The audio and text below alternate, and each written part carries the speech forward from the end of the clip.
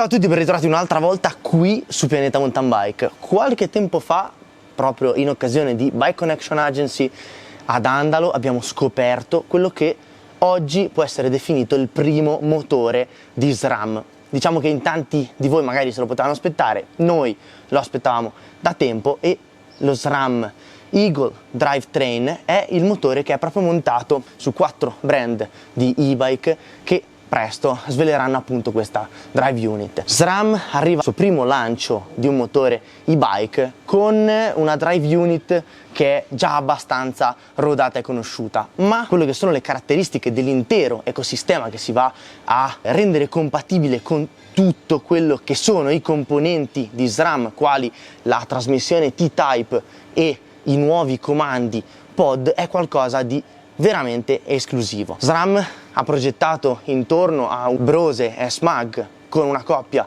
da 95 Nm il nuovo motore, il primo della casa SRAM. La batteria è una batteria proprietaria, quindi una batteria che per alcuni dei brand con cui collabora SRAM è da 720 Wh ed è completamente integrata nel telaio. L'aspetto però interessante è che questo motore lavora con delle specifiche, delle caratteristiche fino ad ora mai viste realmente. Anzitutto non ci sono infiniti livelli di assistenza, ma sono limitati a 2, che sono rally e range. Quindi una scelta che SRAM ha voluto fare per semplificare anche l'approccio alle modalità di assistenza del motore. Ovviamente tutte le modalità sono personalizzabili attraverso l'applicazione AXS di SRAM, proprio per poter calibrare al meglio tutti i vari parametri. Il motore, come abbiamo detto, ha una coppia di 95 Nm, una spinta molto elevata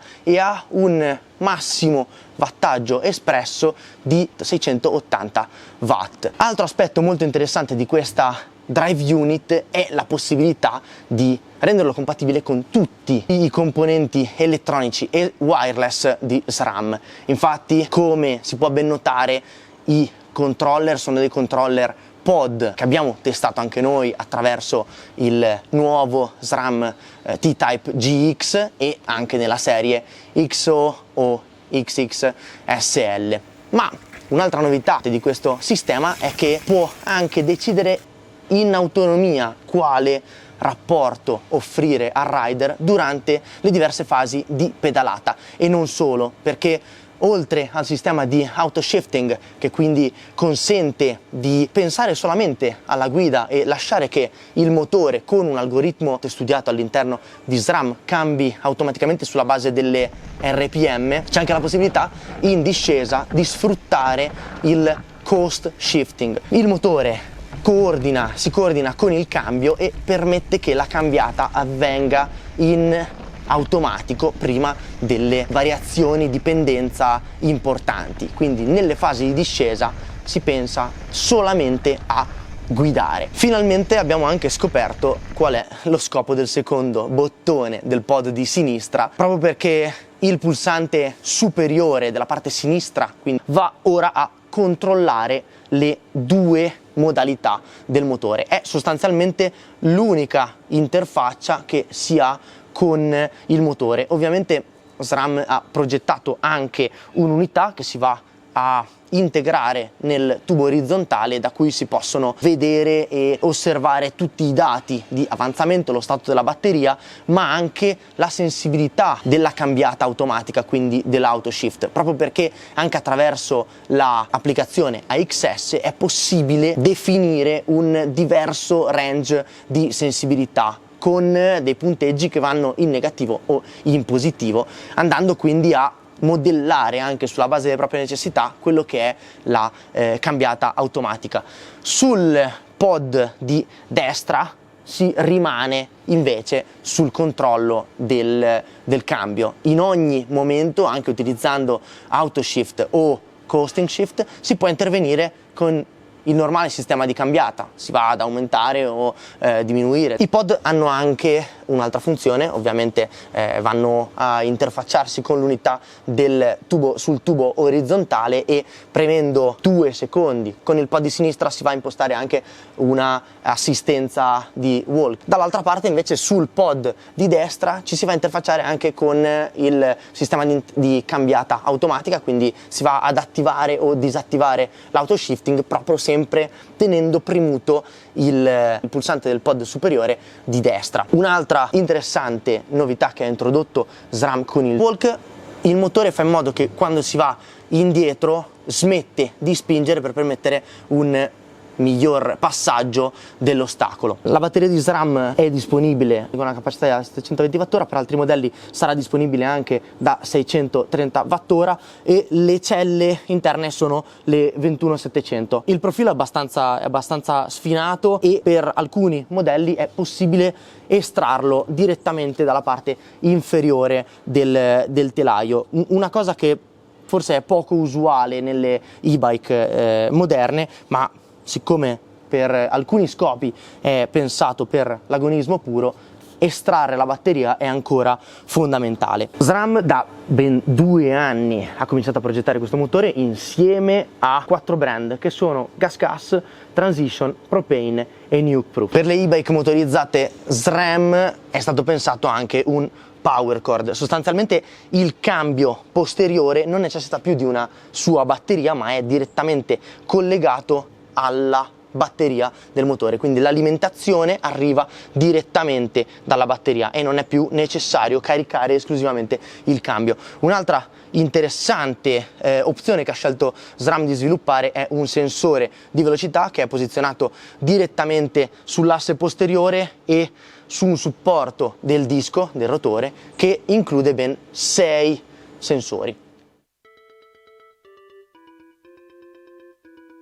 Prima pedalata assoluta con il nuovo motore SRAM. Per ora non ho ancora toccato i pod, anzi ho toccati un paio di volte, però come si può vedere dallo schermetto è scritto Autoshift On con la parola mid di fianco, vuol dire che stiamo andando assolutamente in modalità autoshifting, quindi cambia da solo grazie ovviamente alla spinta del motore e a una guarnitura con pedivelle che sono svincolate. Mid vuol dire che la sensibilità di reazione appunto della cambiata automatica dei sensori è circa a metà. Per ora diciamo che rende possibile anche una pedalata molto stabile. Vediamo adesso quando cambiano le pendenze a salire. Intanto quello che stiamo capendo attraverso questa prima salita è che volendo non si mette mano al pod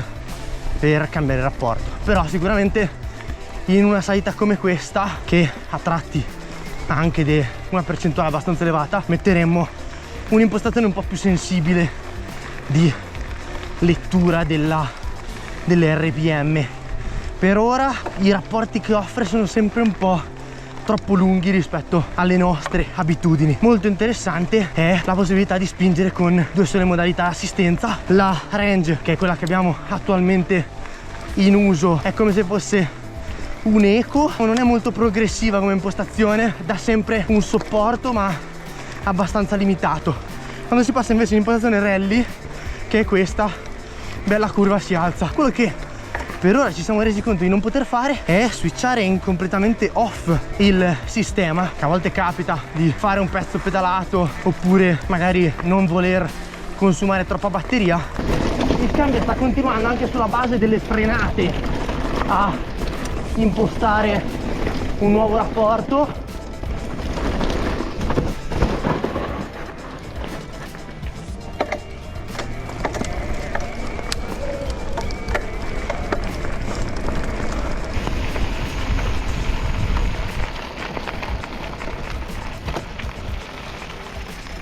Ho fatto un paio di regolazioni sull'autoshift e comincia a quadrare. Da un range diciamo che era posizionato su mid, l'ho impostato invece su +2, che vuol dire 2 punti diciamo su 6 se non erro di agilità, e onestamente per l'utilizzo che piace fare a me dell'e-bike, ma soprattutto per quello che stavo facendo qua, con un po' di ripidello, una pedalata più agile mi piace molto di più.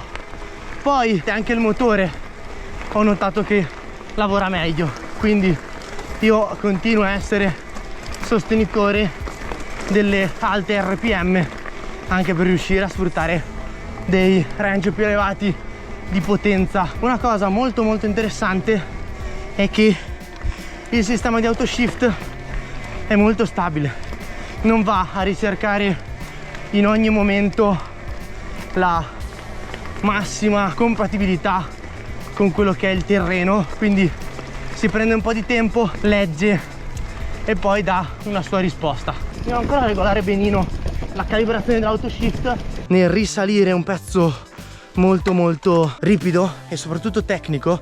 La cosa che ha fatto, percependo che la pedalata fosse troppo agile, le RPM continuavano a stabilire che fossero troppo elevate, quindi ci volesse qualcosa per stabilizzare la pedalata, e in quel frangente lì invece stabilizzare la pedalata ha voluto dire completamente ammazzare la mia azione, quindi mi sono ritrovato fermo.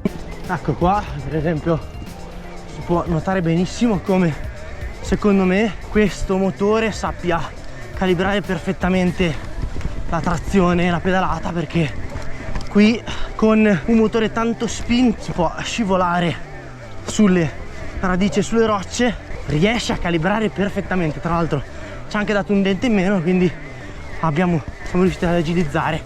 Quindi tanta roba questo, molto efficiente come sistema. Quando si smette di pedalare il motore non va a continuare a spingere, ma esiste un controllo del cut-off molto preciso. Il cambio pilota, Fede ha provato la bici con il motore SRAM e adesso tocca a me, perché proprio è un motore completamente nuovo. Non mi sono assolutamente fatto dire nulla da Federico, proprio io sono completamente all'oscuro di come va questo motore. Sono semplicemente saltato in bicicletta e adesso vado a provarlo proprio blind. Tanto la prima cosa che ho capito è che per me sono troppo lontani i pod, e soprattutto che l'attività rally è quella più forte, possiamo dire un tour, mentre l'attività range è quella un po' meno. Io amo pedalare un po' più agile. Ho abbassato tantissimo, vediamo come si comporta qua. Ah, benissimo. Devo dire che ha cambiato nei punti giusti, ha cambiato dove avrei cambiato io. Anche qua nella ripartenza ha indurito, che adesso ha alleggerito. La cosa sì che è molto interessante è che su questa prima salita, che comunque anche da leggere con il motore non è certo facile, ha cambiato dove avrei cambiato io, cosa molto interessante. Questo è un motore che teoricamente, avendo solo 2 livelli, non è super potente, nel senso potente è come se avere l'Eco e le MTB Tour.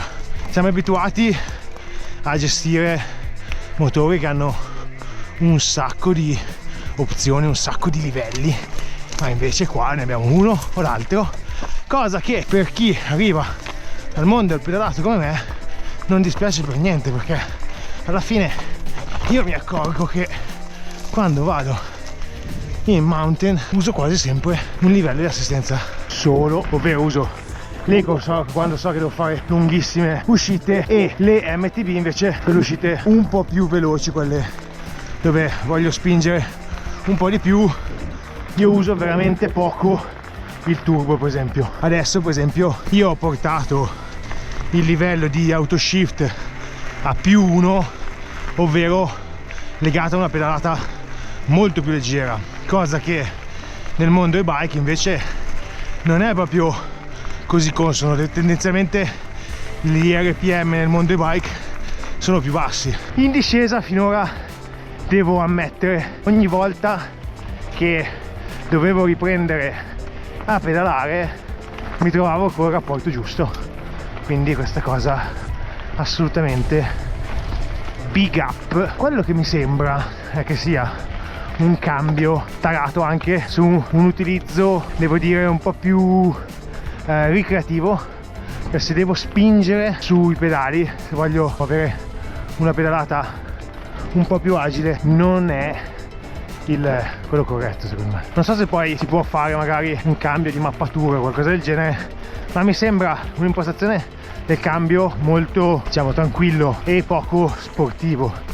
Però quello credo che sia proprio anche la difficoltà di trovare il giusto equilibrio tra tenere RPM alti e far sì che il cambio vada a facilitare le parti in salita, a riconoscere quando deve alleggerire, per poi invece dovrebbe addirittura riconoscere il momento che finisce la salita e deve buttare giù il cambio e andare di brutto, perché la differenza tra questo cambio che funziona con un algoritmo e l'essere umano è che l'essere umano vede il tracciato, quindi nonostante tutto io quando arrivo in cima alla salita so che sono arrivato in cima alla salita e so che c'è una pianura che posso buttare giù cattivo, violento, per poi andare a spingere di brutto, mentre comunque il cambio legge è quello che fanno le mie gambe. Questo sistema comunque ci mette un po' a capire che ehi ragazzo, è finita la salita, sono le mie gambe che, spingendo in maniera più o meno diversa, probabilmente gli dicono che la salita è finita e che quindi è tempo di buttare giù il cambio. Ebbene, sono arrivato alla conclusione anche di questa first ride con il nuovo motore di SRAM Eagle Power Drive. Ho fatto qualche giro consecutivo con questa Power Unit e abbiamo già notato qualcosina. Interessante l'aspetto della semplificazione totale delle modalità di assistenza, perché sono disponibili solo due modalità, una range e una rally, però potrebbe essere per qualcun altro molto limitante, perché di fatto non esiste un'impostazione di turbo puro oppure boost. È vero che io ho utilizzato il motore con un supporto fino all'85% della potenza massima, quindi forse con l'arrivo al 100% del supporto massimo qualcosina potrebbe cambiare. Sicuramente però l'impostazione rally non è comparabile a un'impostazione turbo, boost, extra power e via discorrendo, ma quanto più a una impostazione più progressiva. Un altro aspetto su cui mi sono focalizzato è quello dell'autoshift.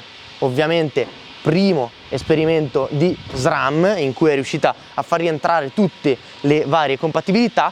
È un sistema molto interessante, anche quello bisogna un po' entrarci nell'ottica.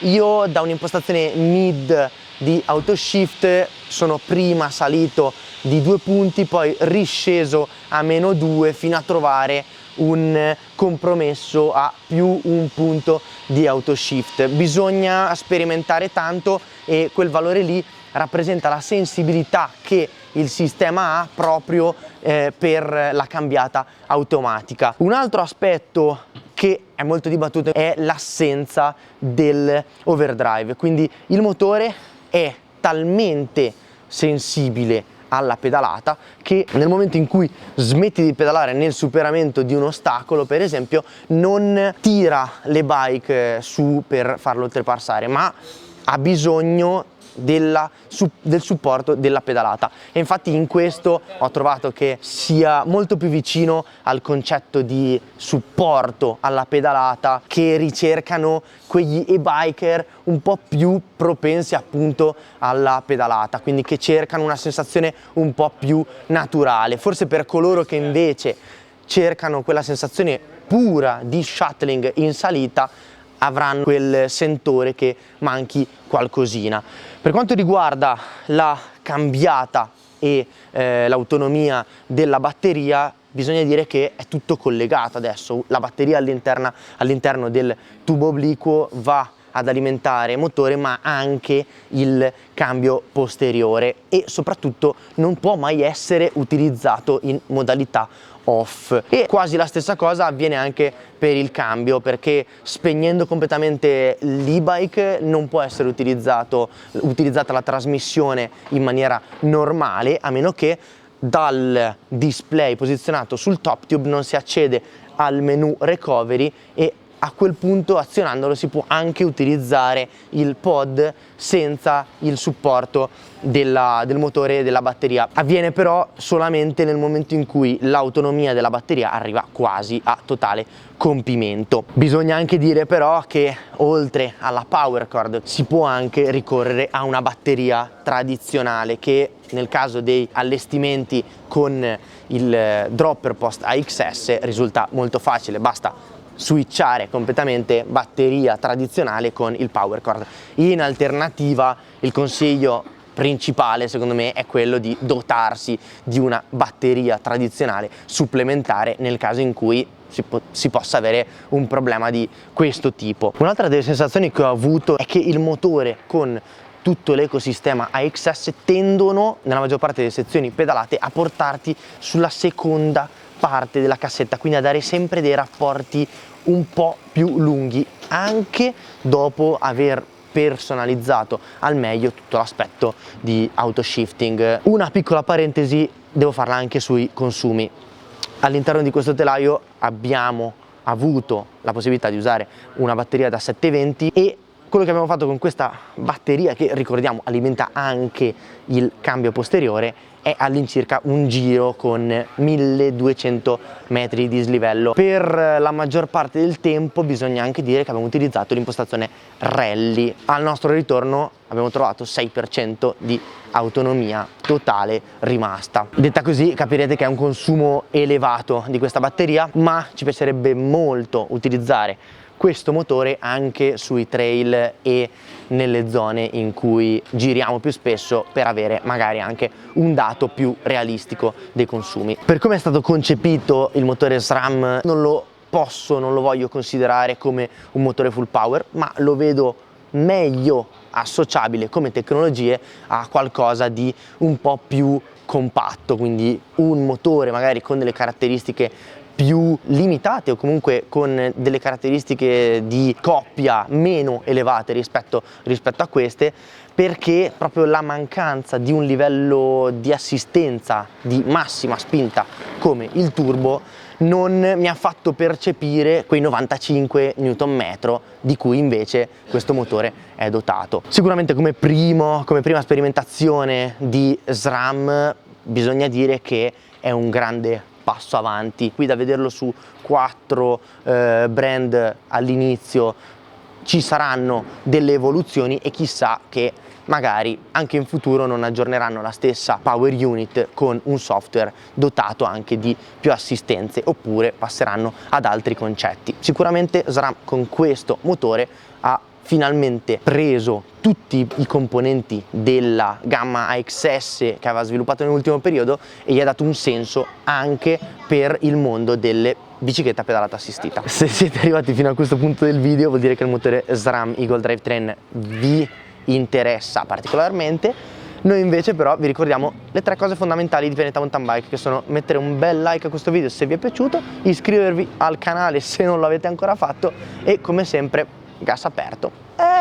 Il gas noi gliel'abbiamo dato. Federico, che è più giovane, mi ha detto che quando si pedala con i piedi paralleli al terreno si chiama in qualche modo in inglese. Io non ho più pallida idea perché sono un vecchio boomers.